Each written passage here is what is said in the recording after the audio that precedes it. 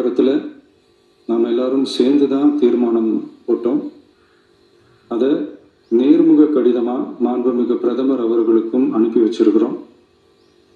அதோடு நாம் அப்படியே இருந்துடல.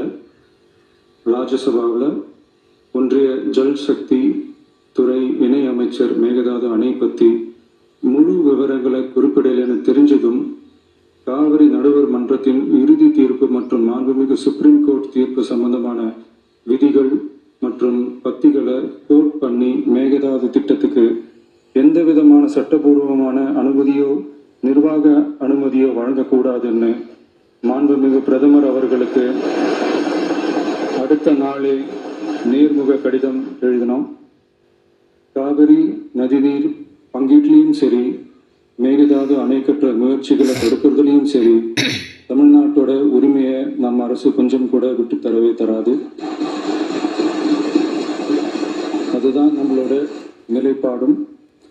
அதே நேரத்தில் கர்நாடகாவில் சில அணைகள் கட்ட ஆரம்பித்ததை பற்றியும் இதே அவையில் 1969 ஒரு விவாதம் நடந்திருக்கு. அப்போது நீர்வளத்துறை அமைச்சராக இருந்தது யாரு? அப்போ அணைக்கட்டை விட்டது ஏன்னு கேட்டு அந்த மாதிரி சீப் பாலிடிக்ஸ்லாம் நான் பண்ண விரும்பலை.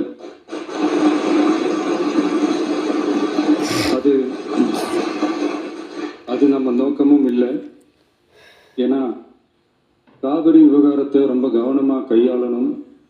எந்த கட்சி ஆளுகிறது, எந்த கட்சிக்கு பெருமை, யாருக்கு பெருமைன்னெலாம் பார்க்கக்கூடாது. இது தமிழக மக்களுடைய பிரச்சனை அப்படின்னு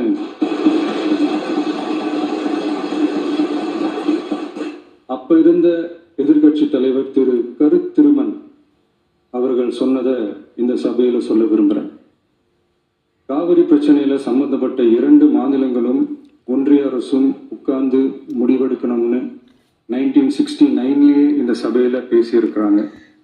அதுக்கப்புறம் நிலைமை வேற மாதிரியெல்லாம் போயிடுச்சுன்னு நம்ம எல்லாருக்குமே தெரிஞ்சது தான். சட்டப்படி இந்த பிரச்சனையை அணுகிறதுல நாம உறுதியா இருக்கிறோம், அதில் மாற்றமே இல்லை. இருந்தாலும் ஒரு அட்டெம்ப்ட் எடுத்து பார்க்கலாம்னு தோணுனது தான் அந்த பெங்களூர் விசிட்.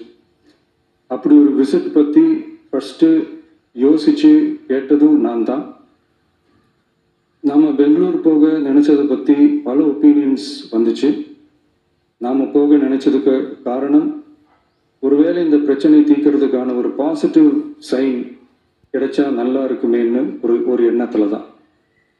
இன்றைய காலத்தில் பகை நாடுகளே பேசி தீர்க்க பார்க்குறாங்க, பக்கத்து மாநிலத்தோட பேசி பார்த்தா என்னன்னு நினச்சேன்.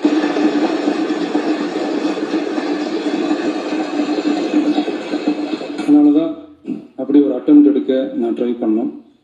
ஒருவேளை அந்த அட்டெம்ப்டில் ஒரு அவமானம் நேர்ந்தால் என்ன செய்யன்னு சில பேர் கேட்டாங்க.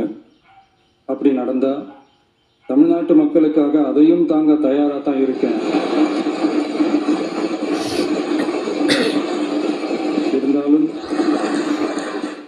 இருந்தாலும் நம்ம மேலே அன்பு காட்டின அத்தனை பேருக்கும் என்னோட நன்றிகள். இந்த காவிரி விவகாரம் பற்றி மாண்புமிகு நீர்வளத்துறை அமைச்சர் அவர்கள் உரிய விளக்கம் அளிப்பார். அதே மாதிரி காவிரி பிரச்சனையால் பாதிக்கப்பட்ட விவசாயிகளுக்கான அந்த இன்சூரன்ஸ் பிரீமியம் அரசே கட்டுறதை பற்றி கேட்டிருந்தாங்க. அதுக்கான விரிவான பதிலை மாண்புமிகு விவசாய அமைச்சர் அவர்கள் தருவார்.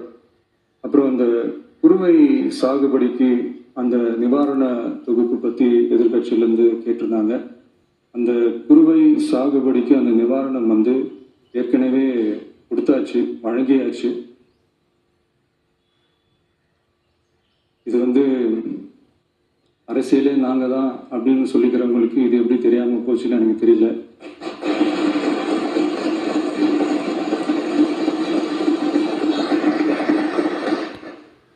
முன்ன பின்ன பேப்பர் படிச்சிருந்தா நாட்டில் என்ன நடக்குதுன்னு தெரிஞ்சிருக்கேன்.